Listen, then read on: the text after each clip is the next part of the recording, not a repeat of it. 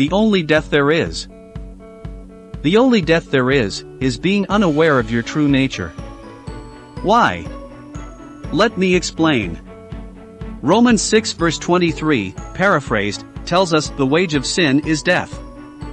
Some Christians have limited the meaning of sin to moral misbehavior.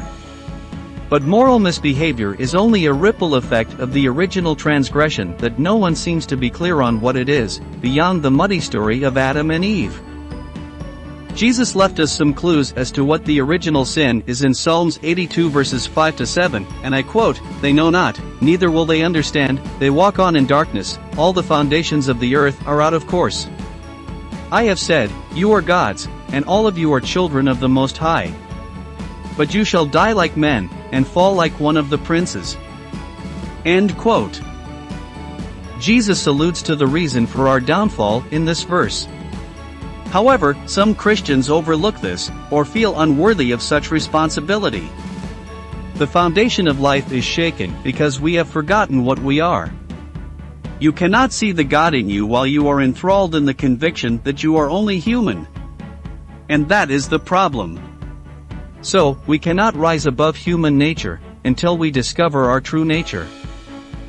If you only think of yourself as a human being, you are thinking of yourself in a manner that is estranged from God. Why? Because that is not what you are. Jesus said you are a God. So, unless you know your true nature, you cannot know God, don't you see? Therefore, in thinking of yourself as only human, you degrade yourself to a mortal being. So, death, or unawareness of your true nature, becomes of you. But that is only because death is consistent with human existence. Do you follow? I would argue that an atheist is merely someone who has become blind to their own true nature.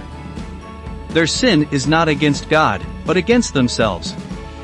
Because by denying God, they also inadvertently try to deny out of existence the spirit that they are themselves.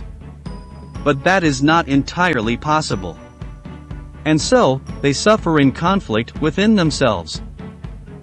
We are taught to fear God under the premise that we are only human.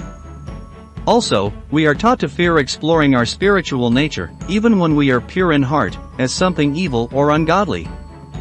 But the truth is we are being taught to fear the realizations that lead to our salvation, the truth. And the truth is that we are gods. Perhaps not in the sense of creating everything, but in the sense of immortal beings that exist free from the limits of time. The path towards our spiritual awakening is riddled with superstition, irrational fears, lies, and false knowledge. As a result, it took me a long time to filter through the noise and find the truth. I share my experiences and observations in the book Subtle Affirmations. If you feel inclined to read it, I ask that you read it with an open mind, and then come to your own conclusions. But, even if you don't read my book, I urge you to read the Bible from this perspective, not in fear or out of the need to appease God, but in search of insights into your true nature. Only then will you understand. Do not fear offending God in your search for truth. God would not be offended by you seeking the truth. After all, they are one and the same, right? So let your heart be free to seek the truth, and may the truth set you free. With all my love. Taps.